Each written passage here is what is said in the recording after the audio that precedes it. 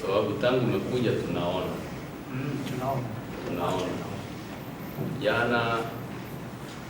jana nimeingia nyuma ya hospitali ya Mkomaindo kule, nikaambia kuna mgonjwa yuko, hata nilikuwa sijui kuna kitu gani. Niliona tu kwenye mtandao kwamba kuna odi fulani, lakini nimefurahi. Sasa na hilo nadhani unataka kufanya kitu, sisi tusikuzuie, tuache maono yako yafanye kazi.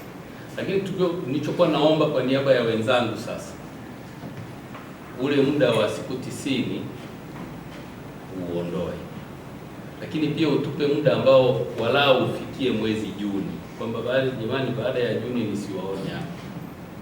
Kama utakuwa umepata pesa wakati huo unaanza kuchora mchoro wako na nini, lakini baada ya mwezi Juni tuwe tumejipanga, tumetafuta sehemu, tumfanye nini kama kutakuwa na sehemu, kwa sababu tunaweza kukuambia wewe tutafutie eneo ikatuletea changamoto. Bahati nzuri ulipokuja ulikutana na anayeona dira, akakuingiza kwenye dira, na sasa bado unaendelea kwenye dira. Kwa hiyo hilo ambalo mmeliona hapo la kutoa pale, mtafanya kitu kizuri. Lakini la pili, mpango kazi ukweli unaambatana na miezi mitatu iliyotoka tuondoke, au bado kuna nafasi ambayo iko mbele ambayo unaiangalia kwamba kifika kipindi fulani kwa wote hapa lazima kazi yangu ianze, na sisi tutaisubiri. Sasa kwa misingi hiyo kuja sasa maoni kwamba wakati linaanza walio tumeshaangalia kwamba ni sehemu gani inaweza kufaa tukajishikiza mazungumzo haya au documented yawepo mahali kwenye makaratasi, na inawezekana sisi tupate nakala kesho na kesho kutwa, tuwe na kitu cha kusema tulikubaliana kitu fulani. Anaweza kuja mtu mwingine kisha hapa akafuta yote haya tukaanza huko mgombani, kitu ambacho hakitapendeza.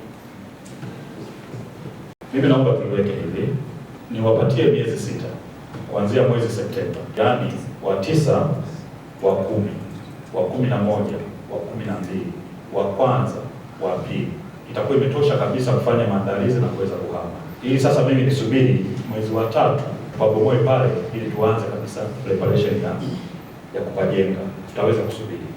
Lakini pia jambo la pili, eneo la nini kuhama.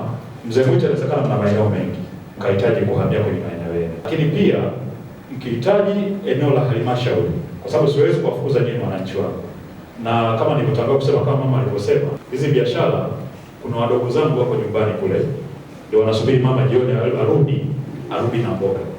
Kwa hiyo na imani miezi 6 hii itakuwa tayari imeshatosha nyinyi sasa kufahamu kwamba mtahamia sehemu fulani na mtajenga. Ikishindikana, unajua mtakaa kule mta-identify maeneo baadhi.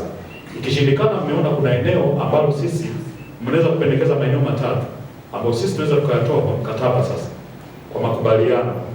Mnaweza mkaja hapa mkateua viongozi wenu wakaja wakazunguka na maafisa wangu na mwanasheria, baadaye tukakaa kama hivi tukakubaliana